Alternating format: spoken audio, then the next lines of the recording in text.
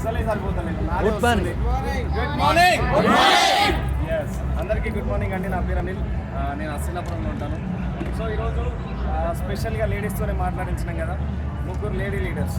ఒక్కసారి వాళ్ళ గీతం బిగ్రాండ్ అప్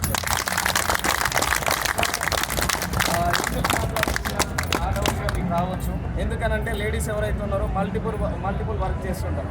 ఇంట్లో వంట చేస్తుంటారు, పిల్లల్ని రెడీ చేస్తుంటారు, సార్ని ఆఫీస్కి పంపిస్తుంటారు. ఇన్ని రకాల పనులు పెట్టుకొని కూడా ఈరోజు వెంటనే వీళ్ళు సక్సెస్ అయినారు. Yes or no? సో ఇక్కడ జాబ్ చేసుకుంటే ఇంకెవరు బిజీ అని చెప్తారు? బిజీ అని ఎవరైనా చెప్తారా? జాబ్ చేసుకుంటా చెప్తారా?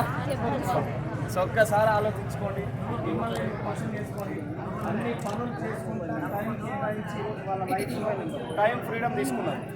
సో ఏంది? టైం ఫ్రీడమ్ తీసుకున్నారు. ఎట్లాంటి టైం ఫ్రీడమ్ అంటే ఈరోజు శేఖర్ సార్ని మేడం ఫ్రీ చేసేసింది, కాంతారావు సార్ని ఫ్రీ చేసేసింది. సో వాళ్ళ ఊహలకి లేదు కార్ తీసుకుంటాము చేస్తామని. ప్రతి ఒక్కరు కార్ తీసుకొని ఎక్స్ట్రాడనరీ లైఫ్ లీడ్ చేస్తున్నారు. సో బాగుంటే లీడ్ చేస్తారా, బాగాలేకపోతే లీడ్ చేస్తారా? షాప్ చేంజ్ చేద్దామా వద్దా? ఎంతమంది రెడీ ఉన్నారు? ఆల్రెడీ చేసారు. ఒక్కటే చెప్తున్నా, నిజంగా ఈ ఆపర్చునిటీ దేవుడు ఇచ్చిన వరం అనుకోండి. వాస్తవానికి దేవుడు వరాలు ఇస్తాడా, శాపాలు ఇస్తాడా అంటే ఏమి కాదు, అవకాశాలు ఇస్తాడు. వాడుకున్న అవకాశాలు ఏవైతున్నాయో వరంలాగా అవుతాయి, వాడుకోకపోతే శాపంలాగా అవుతాయి.